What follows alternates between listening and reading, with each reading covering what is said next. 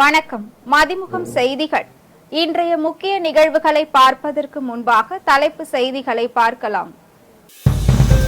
தமிழ்நாட்டில் ட்ரில்லியன் நிறுவனத்துடன் 2000 கோடிக்கு புரிந்துணர்வு ஒப்பந்தம். முதலீடுகள் குறித்து முதலமைச்சர் மு.க. ஸ்டாலின் தகவல். பிரதமர் மோடியை உளவியல் ரீதியாக உடைத்து விட்டோம், ராகுல் காந்தி பேச்சு. திமுக தலைமையிலான கூட்டணி மிக சரியான கூட்டணி, அமைச்சர் கே.என். நேரு பேட்டி. மத சார்பின்மையின் அடையாளமாக திகழ்ந்தார் வ.உ. சிதம்பரம் பிள்ளை, துரை வைகோ புகழாரம். மணிப்பூர் போக நீங்கள் பயப்படுவது ஏன், பிரதமர் மோடிக்கு காங்கிரஸ் கேள்வி.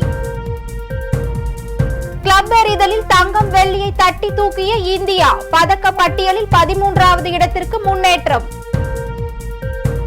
இன்று உருவாகிறது காற்றழுத்த தாழ்வு பகுதி, தமிழகத்தில் இடி மின்னலுடன் மழைக்கு வாய்ப்பு உள்ளதாக வானிலை ஆய்வு மையம் அலர்ட். தமிழகத்திற்கு ட்ரில்லியன் நிறுவனத்துடன் 2000 கோடியில் புரிந்துணர்வு ஒப்பந்தம் செய்யப்பட்டுள்ளதாக முதலமைச்சர் மு.க. ஸ்டாலின் தெரிவித்துள்ளார். இது தொடர்பாக முதலமைச்சர் மு.க. ஸ்டாலின் தன்னுடைய எக்ஸ்தல பதிவில் ட்ரில்லியன் நிறுவனம் உற்பத்தி அலகு உலகளாவிய ஆதரவு மையத்தை தமிழகத்தில் நிறுவுகிறது என தெரிவித்துள்ளார். மேலும் நைல் நிறுவனம் தனது காலனி உற்பத்தியை சென்னையில் விரிவுபடுத்துவது குறித்து பேச்சுவார்த்தை நடத்தப்பட்டதாகவும் தெரிவித்துள்ளார். முன்னதாக தமிழகத்தில் 5000 பேருக்கு வேலை அளிக்கும் சுகாதாரத்துறைக்கு தேவையான உபகரணங்கள் தயாரிக்கும் ஆப்டம் நிறுவனத்துடன் ஒப்பந்தம் மேற்கொள்ளப்பட்டதாகவும், இது தொடர்பாக திருச்சி மற்றும் மதுரையில் தங்களது செயல்பாடுகளை விரிவுபடுத்துவது குறித்து கேட்டுக் கொண்டார் எனவும் குறிப்பிட்டுள்ளார்.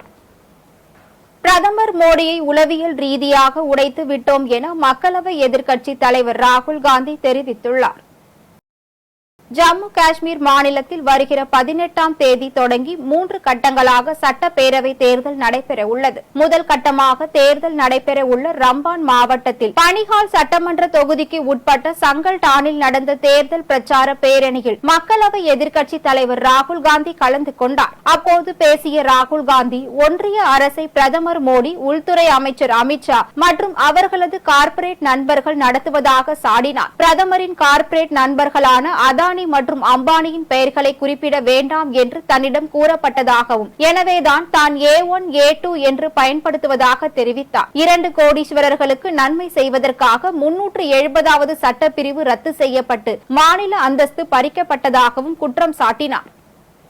திமுக தலைமையிலான கூட்டணி மிக சரியான கூட்டணி என அமைச்சர் கே.என். நேரு தெரிவித்துள்ளார்.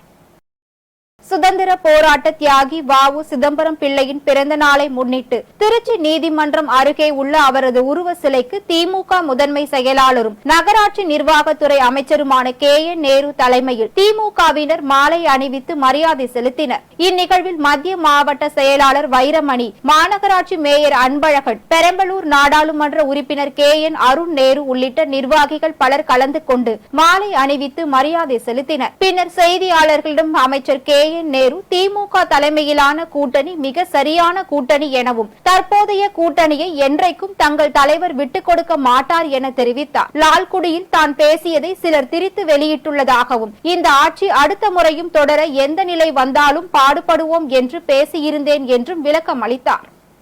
நேற்று லால்குடியில் பேசுகிற போது நாங்கள் கூட்டணியை பற்றி தவறாக திருத்தி போட்டு விட்டார்கள். எங்களது கூட்டணி என்பது மிக சரியான கூட்டணி. எங்களுடைய தலைவர் அந்த கூட்டணியை என்றைக்கும் விட்டு கொடுக்க மாட்டார். நான் சொன்ன கருத்து என்னவென்றால், 38 ஆண்டு காலம் கழித்து ஜெயலலிதா மீண்டும் ஆட்சியை பொறுப்பேற்று என்று சட்டமன்றத்தில் பெருமையாக பேசினார்கள். நாம் கலைஞருக்கு பிறகு இப்போது தளபதி அவர்களுடைய ஆட்சியை மீண்டும் தொடர்ச்சியாக அடுத்த முறையும் தளபதி அவர்களை கொண்டு வர வேண்டும் என்ற எந்த நிலை இருந்தாலும் நாம் வெற்றி பெற வேண்டும் என்ற அர்த்தத்தில் சொன்னேனே தவிர, கூட்டணியெல்லாம் யாரும் விட்டு கொடுத்து போவதில்லை. எங்களுடைய கூட்டணி அருமையான கூட்டணி. கூட்டணி கட்சி தலைவர்கள் எங்களோடு அருமையாக பழகி கொண்டிருக்கிறார்கள். எனவே வேண்டுமென்று அதை மாற்றி போட்டு விட்டார்கள். எந்த நிலை இருந்தாலும் நாம் வெற்றி பெற வேண்டும் என்ற நிலையில் தான் சொன்னேனே தவிர வேற ஒன்றுமில்லை. மத சார்பின்மையின் அடையாளமாக திகழ்ந்தார் வ.உ. சிதம்பரம் பிள்ளை என திருச்சி நாடாளுமன்ற உறுப்பினர் துரை வைகோ புகழாரம் சூட்டியுள்ளார். இந்திய சுதந்திர போராட்டத்தில் ஆங்கிலேய ஏகாதிபத்தியத்தை எதிர்த்து முதலில் சுதேசி கப்பலை இயக்கிய கப்பலோட்டிய தமிழன் வ.உ. சிதம்பரம் 153வது பிறந்த நாளில் திருச்சி நீதிமன்ற வளாகத்தில் உள்ள அவரது முழு உருவ சிலைக்கு திருச்சி நாடாளுமன்ற உறுப்பினர் துரை வைகோ மாலை அணிவித்து மரியாதை செலுத்தினார். பின்னர் செய்தியாளர்களிடம் பேசிய துரை வைகோ, வைணவம், பௌத்தம், இஸ்லாம், கிறிஸ்துவம் மதம் சார்ந்த நூல்களை எழுதி அன்றைக்கே மத சார்பின்மையின் அடையாளமாக திகழ்ந்தவர் வ.உ. சிதம்பரம் பிள்ளை என புகழாரம் சூட்டினார். மேலும் அவருடைய தொண்டும் புகழும் தமிழர்கள் இதயத்திலும் இந்தியர்கள் இதயத்திலும் என்றும் நிலைத்து நிற்கும் என்றார். வைணவம், பௌத்தம், இஸ்லாம், கிறிஸ்துவம் மதம் சார்ந்த நூல்களை எழுதி மத சார்பின்மையின் ஒரு அடையாளமாக திகழ்ந்தார் ஐயா வ.உ. சிதம்பரம் பிள்ளை அவர்கள். இந்நிகழ்வில் துணை பொதுச் செயலாளர் டாக்டர் ரொஹையா, திருச்சி மாநகர மாவட்ட செயலாளர் வெள்ளமண்டி சோமு, திருச்சி புறநகர் தெற்கு மாவட்ட செயலாளர் மணவை தமிழ் மாணிக்கம், திருச்சி வடக்கு மாவட்ட செயலாளர் டி.சி. சேரன், பெரம்பலூர் மாவட்ட செயலாளர் எஸ். ஜெயசீலன் உள்ளிட்ட மதிமுகவினர் ஏராளமானோர் கலந்து கொண்டனர். மணிப்பூரில் வன்முறையை கட்டுப்படுத்த மத்திய அரசு 16 மாதங்களாக எதுவும் செய்யவில்லை என காங்கிரஸ் தலைவர் மல்லிகார்ஜுன கார்கே கண்டனம் தெரிவித்துள்ளார். மணிப்பூர் மாநிலம் வன்முறையில் மூழ்கி 16 மாதங்கள் ஆகின்றது. ஆனால் வன்முறையை தடுக்க இரட்டை இன்ஜின் அரசு எதுவும் செய்யவில்லை எனவும் அனைத்து சமூக மக்களிடமும் மணிப்பூரில் அமைதியும் இயல்பு நிலையும் திரும்பும் என்ற நம்பிக்கையை விதைக்கும் விதத்தில் எந்த ஒரு நடவடிக்கையும் எடுக்கப்படவில்லை என மல்லிகார்ஜுன கார்கே குற்றம் சாட்டியுள்ளார். இதுவரை குறைந்தது 235 பேர் கொல்லப்பட்டுள்ளதாகவும் ஏராளமானோர் காயமடைந்துள்ளதாகவும் 67,000 மக்கள் இடம்பெயர்ந்துள்ளதாகவும் தெரிவித்துள்ளார். பெண்கள் மற்றும் குழந்தைகள் உட்பட ஆயிரக்கணக்கானோர் பரிதாபமான நிலையில் நிவாரண முகாம்களில் தொடர்ந்து தவித்து வருவதாகவும் வேதனை தெரிவித்துள்ளார். உள்நாட்டு கொந்தளிப்பை தவிர இப்போது மணிப்பூரின் எல்லைகளில் தேசிய பாதுகாப்பு அச்சுறுத்தலும் பெரிய அளவில் உள்ளதாகவும் மணிப்பூர் மக்களை பாதுகாப்பதில் நீங்கள் மோசமாக தவறிவிட்டீர்கள் எனவும் குற்றம் சாட்டியுள்ளார். இந்திய மக்களுக்கு நீங்கள் செய்த துரோகங்களின் நீண்ட பட்டியலில் மணிப்பூர் கொந்தளிப்பு முக்கியமானது எனவும் மல்லிகார்ஜுன கார்கே தெரிவித்துள்ளார். சிகாகோவில் பாட்டு பாடிக்கொண்டே சைக்கிள் பயணம் மேற்கொண்டது தொடர்பாக முதலமைச்சர் மு.க. ஸ்டாலின் மற்றும் மக்களவை எதிர்க்கட்சித் தலைவர் ராகுல் காந்தி இடையே எக்ஸ் தளத்தில் நடைபெற்ற உரையாடல் இணையத்தில் வைரலாகியுள்ளது. தமிழ்நாட்டிற்கு தொழில் முதலீடுகளை ஈர்க்க முதலமைச்சர் மு.க. ஸ்டாலின் 17 நாள் பயணமாக அமெரிக்கா சென்றிருக்கிறார். இந்நிலையில் பணி ஒருபுறம் இருந்தாலும் முதலமைச்சர் மு.க. ஸ்டாலின் அவ்வப்போது உடற்பயிற்சிகளை மேற்கொண்டு வருகிறார். இந்நிலையில் அமெரிக்காவின் சிகாகோவில் ஒரு மாலை நேர பொழுதில் முதலமைச்சர் மு.க. ஸ்டாலின் பாட்டு பாடிக்கொண்டே சைக்கிள் பயணம் மேற்கொண்டுள்ளார். இதனை தனது எக்ஸ் பக்கத்தில் பகிர்ந்துள்ளார். இந்த வீடியோ தற்போது சமூக வலைதளங்களில் அதிகமாக பகிரப்பட்டு வருகிறது. இந்த வீடியோவை குறிப்பிட்டு பதிவிட்டுள்ள ராகுல் காந்தி, சகோதரரே, சென்னையில் நாம் இருவரும் ஒன்றாக எப்போது சைக்கிள் ஓட்டுவோம் என்று கேள்வி எழுப்பியுள்ளார். அதற்கு ஓய்வு கிடைக்கும் போதெல்லாம் ஒன்றாக சைக்கிளில் பயணித்து சென்னையை ஆராய்வோம் எனவும் என் வீட்டில் இனிப்புகளுடன் ஒரு சுவையான தென்னிந்திய மத்திய உணவை அனுபவிப்போம் எனவும் தனது எக்ஸ் தளத்தில் முதலமைச்சர் மு.க. ஸ்டாலின் பதிவொன்றை பகிர்ந்துள்ளார். இந்நிலையில் எக்ஸ் தளத்தில் முதலமைச்சர் மு.க. ஸ்டாலின் ராகுல் காந்தி இடையே நடைபெற்ற உரையாடல் தற்போது இணையத்தில் வைரலாகியுள்ளது. ஆசிரியர் தின நாளை ஒட்டி பிரதமர் நரேந்திர மோடி, முதலமைச்சர் மு.க. ஸ்டாலின் தங்களது வாழ்த்துக்களை தெரிவித்துள்ளனர். இது தொடர்பாக பிரதமர் மோடி தன்னுடைய எக்ஸ் பக்கத்தில் ஆசிரியர் நாள் வாழ்த்துக்கள் எனவும் இளைய தலைமுறையினரை செதுக்கும் ஆசிரியர்களுக்கு தனது நன்றியை தெரிவித்துக் கொள்வதாகவும் டாக்டர் ராதாகிருஷ்ணன் அவர்களுக்கு தனது அஞ்சலியை செலுத்துவதாகவும் குறிப்பிட்டுள்ளார். ஆசிரியர் தின வாழ்த்தையொட்டி முதலமைச்சர் மு.க. ஸ்டாலின் தனது எக்ஸ் பக்கத்தில் பாட புத்தகங்களை கடந்து மாணவர்களுக்குள் தாக்கத்தை ஏற்படுத்தும் வல்லமை பெற்றவர்கள் ஆசிரியர் பெருமக்கள் என தெரிவித்துள்ளார். நல்ல ஆசிரியர்கள் வாய்க்க பெற்ற மாணவர்கள் நல்லதொரு நாளையை உருவாக்கும் திறன் பெற்றவர்கள் எனவும் அறிவும் பண்பும் ஊட்டி மாணவர்களுக்கு திசை காட்டியாக விளங்கும் நல்ல ஆசிரியர்களுக்கு ஆசிரியர் தின வாழ்த்துக்கள் என பதிவிட்டுள்ளார்.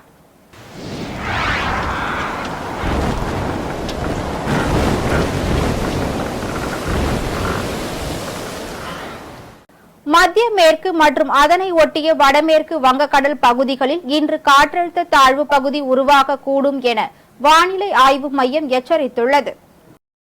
இது தொடர்பாக வானிலை ஆய்வு மையம் வெளியிட்டுள்ள அறிக்கையில், வடக்கு ஆந்திரா மற்றும் அதனை ஒட்டிய கடலோர பகுதிகளின் மேல் ஒரு வளிமண்டல கீழடுக்கு சுழற்சி நிலவுவதாகவும் தெரிவிக்கப்பட்டுள்ளது. மத்திய மேற்கு மற்றும் அதனை ஒட்டிய வடமேற்கு வங்கக்கடல் பகுதிகளில் இன்று காற்றழுத்த தாழ்வு பகுதி உருவாகக்கூடும் எனவும், இதனால் தமிழகத்தில் ஓரிரு இடங்களிலும் புதுச்சேரி மற்றும் காரைக்கால் பகுதிகளிலும் இன்று முதல் வரும் 10ஆம் தேதி வரை இடி மின்னலுடன் கூடிய லேசானது முதல் மிதமான மழை பெய்யக்கூடும் என்று தெரிவிக்கப்பட்டுள்ளது. சென்னையில் அடுத்த 24 மணி நேரத்திற்கு வானம் ஓரளவு மேகமூட்டத்துடன் காணப்படும் எனவும், நகரின் ஒரு சில பகுதிகளில் இடி மின்னலுடன் கூடிய லேசானது முதல் மிதமான மழை பெய்ய வாய்ப்பு உள்ளதாகவும் தெரிவித்துள்ளது. முஸ்லிம் திருமண முறிவு சட்டத்தில் விவாகரத்து வழக்கு முடியும் வரை மனைவி மற்றும் குழந்தைக்கு ஜீவனாம்சம் வழங்க வேண்டும் என தனிப்பிரிவு சரத்து இல்லாவிட்டாலும் அரசியலமைப்பு உரிமையின்படி மனைவி மற்றும் குழந்தைக்கு ஜீவனாம்சம் வழங்கலாம் என்று சென்னை உயர்நீதிமன்றம் உத்தரவிட்டுள்ளது.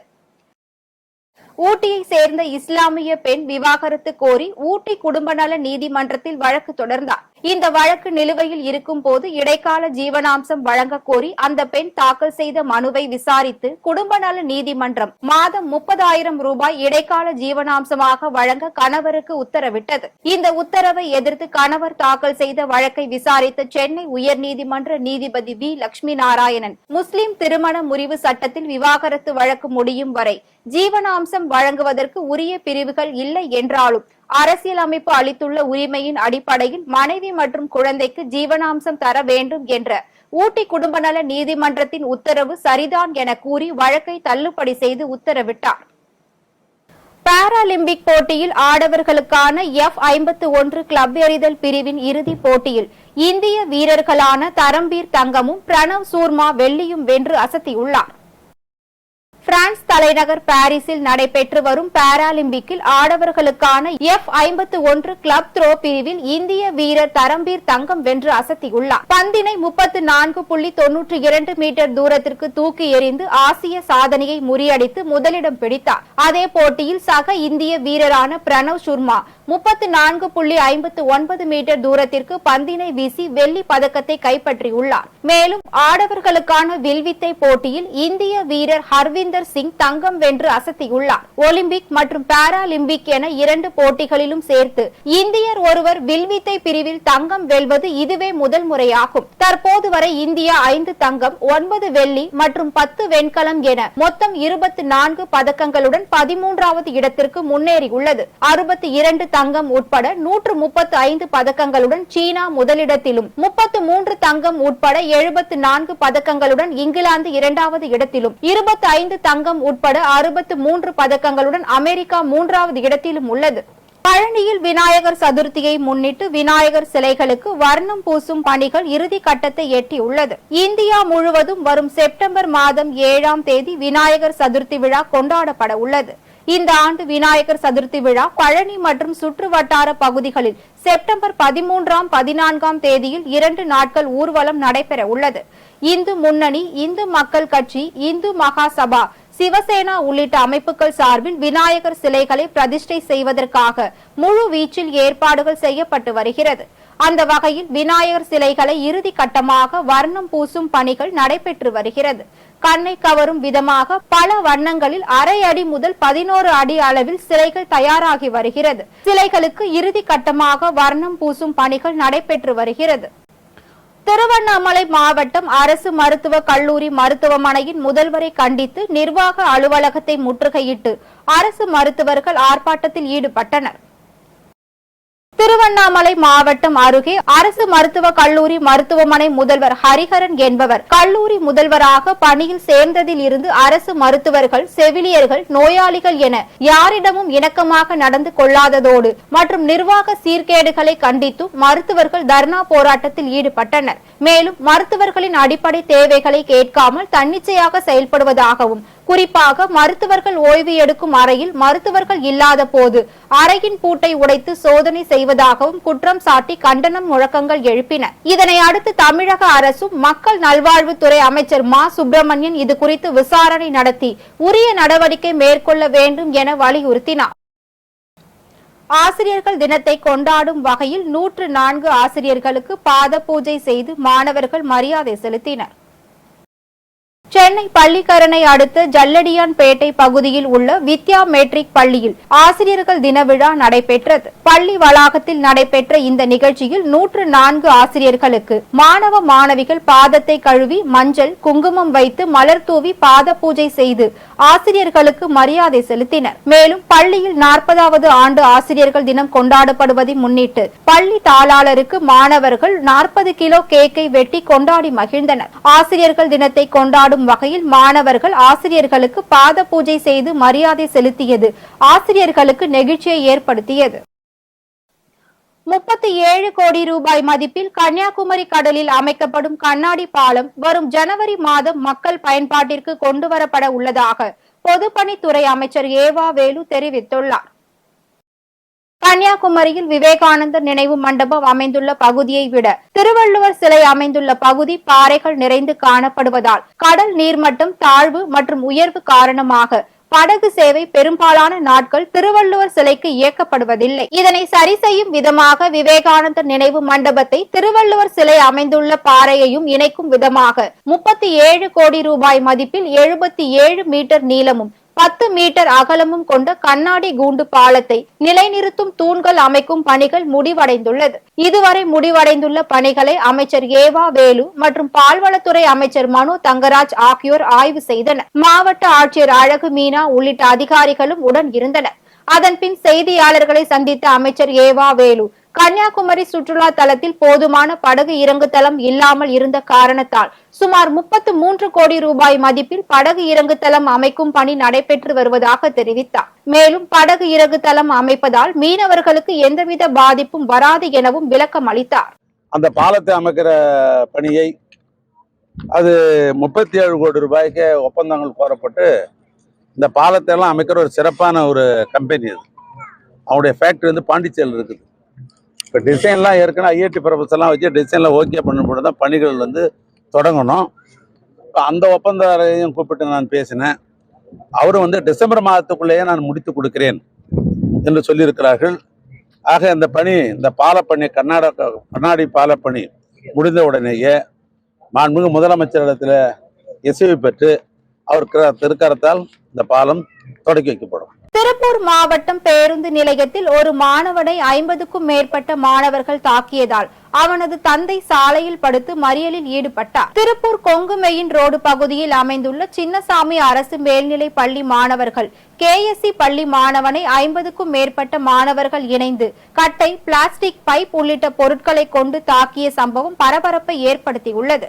இந்நிலையில் மகனை அழைத்து செல்வதற்காக பேருந்து நிலையம் வந்த தந்தை தனது மகன் தாக்கப்படுவதை அறிந்து பேருந்து நிலையத்தின் முன்பாக சாலையில் படுத்து மறியலில் ஈடுபட்டார். பின்னர் காவல்துறையினர் அவரை சமாதானம் செய்து காவல் நிலையத்திற்கு அழைத்து சென்று விசாரணை மேற்கொண்டு வருகின்றனர். 1 லட்சம் மதிப்பிலான தடை செய்யப்பட்ட ஹான்ஸ் உள்ளிட்ட போதைப் பொருட்களை கடத்திய 2 வாலிபர்களை காவல்துறையினர் கைது செய்தனர். திருவண்ணாமலை மாவட்டம் போலூர் காவல் ஆய்வாளர் அள்ளிராணி தலைமையில் போலூர் சென்னை தேசிய நெடுஞ்சாலையில் வாகன சோதனையில் ஈடுபட்டு கொண்டிருந்த போது 2 இருசக்கர வாகனங்களை சோதனை செய்தனர்.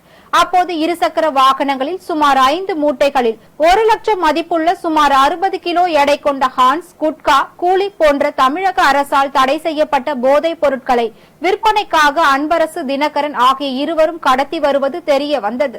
இதையடுத்து உடனடியாக காவல்துறையினர் அவர்கள் கொண்டு வந்த போதைப் பொருட்கள் மற்றும் கடத்தலுக்கு பயன்படுத்திய இருசக்கர வாகனங்கள் 2ஐயும் பறிமுதல் செய்து அவர்கள் இருவர் மீதும் வழக்கு பதிவு செய்து போரூர் கிளை சிறையில் அடைத்தனர். ஸ்ரீவில்லிபுத்தூரில் நடைபெற்ற தேரோட்ட நிகழ்வில் 18 பவுன் நகையை திருடிய இளம் தம்பதிகளை காவல்துறையினர் கைது செய்து சிறையில் அடைத்தனர். விருதுநகர் மாவட்டம் ஸ்ரீவில்லிபுத்தூரில் ஸ்ரீ ஆண்டாள் கோவில் ஆடிப்புற தேரோட்டம் கடந்த மாதம் நடைபெற்றது.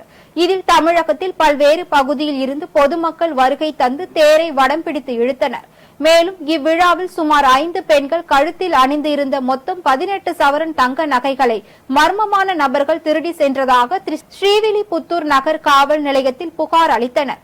இதனையடுத்து புகாரின் பேரில் மாவட்ட காவல் கண்காணிப்பாளர் கண்ணன் உத்தரவின்படி மர்மமான குற்றவாளிகளை தேடி வந்த நிலையில் தாம்பரம் மணிமங்கலத்தை சேர்ந்த அஜித், அவரது மனைவி பாண்டீஸ்வரி மற்றும் ஆகிய இருவரும் நகைகளை திருடியது தெரிய வந்தது. அவர்களிடம் இருந்து 18 சவரன் தங்க நகை பறிமுதல் செய்த காவல்துறையினர் உரிய நபர்களிடம் ஒப்படைத்தனர். மேலும் காவல்துறையினர் அவர்கள் மீது வழக்கு பதிவு செய்து விசாரணை மேற்கொண்டு வருகின்றனர். அமெரிக்காவின் ஜார்ஜியாவில் உயர்நிலை பள்ளியில் நடந்த துப்பாக்கிச் சூட்டில் 4 பேர் உயிரிழந்துள்ளனர். அமெரிக்காவின் ஜார்ஜியாவின் பாரோ கவுண்டி மாகாணத்தில் அப்பாலஜி என்ற இடத்தில் உயர்நிலை பள்ளி உள்ளது. வின்டர் நகரில் உள்ள அயலாச்சி உயர்நிலை பள்ளியில் 14 வயது மாணவர்கள் நடத்திய துப்பாக்கிச் சூட்டில் அவரது சக மாணவர்கள் 2 ஆசிரியர்கள் 2 கொல்லப்பட்டனர். மேலும் இந்த சம்பவத்தில் 9 பேர் காயமடைந்ததாக அதிகாரிகள் தெரிவித்துள்ளனர். இங்கு மர்ம நபர் நடத்திய துப்பாக்கிச் சூட்டில் 4 பேர் பலியாகி உள்ளதாகவும் பலர் படுகாயமடைந்ததாகவும் தகவல் வெளியாகியுள்ளது. புதிய கல்வியாண்டு தொடங்கிய சில நாட்களில் நடைபெற்ற இந்த சம்பவம் அமெரிக்காவை உலுக்கியுள்ளது. மீண்டும் தலைப்பு செய்திகள். தமிழ்நாட்டில் ட்ரில்லியன் நிறுவனத்துடன் 2000 கோடிக்கு புரிந்துணர்வு ஒப்பந்தம். முதலீடுகள் குறித்து முதலமைச்சர் மு.க. ஸ்டாலின் தகவல். பிரதமர் மோடியை உளவியல் ரீதியாக உடைத்து விட்டோம், ராகுல் காந்தி பேச்சு. திமுக தலைமையிலான கூட்டணி மிக சரியான கூட்டணி, அமைச்சர் கே.என். நேரு பேட்டி. மத சார்பின்மையின் அடையாளமாக திகழ்ந்தார் வாவு சிதம்பரம் பிள்ளை, துரை வைகோ புகழாரம். மணிப்பூர் போக நீங்கள் பயப்படுவது ஏன், பிரதமர் மோடிக்கு காங்கிரஸ் கேள்வி. கிளப் எறிதலில் தங்கம் வெள்ளியை தட்டி தூக்கிய இந்தியா, பதக்க பட்டியலில் 13வது இடத்திற்கு முன்னேற்றம். இன்று உருவாகிறது காற்றழுத்த தாழ்வு பகுதி, தமிழகத்தில் இடி மின்னலுடன் மழைக்கு வாய்ப்பு உள்ளதாக வானிலை ஆய்வு மையம் அலர்ட். இத்துடன் செய்திகள் நிறைவடைந்தன. மீண்டும் செய்திகள் இரவு 8 மணிக்கு. மேலும் செய்திகளை தெரிந்து கொள்ள மதிமுகம் பிரைம் யூடியூப் தளத்தில் இணைந்திருங்கள்.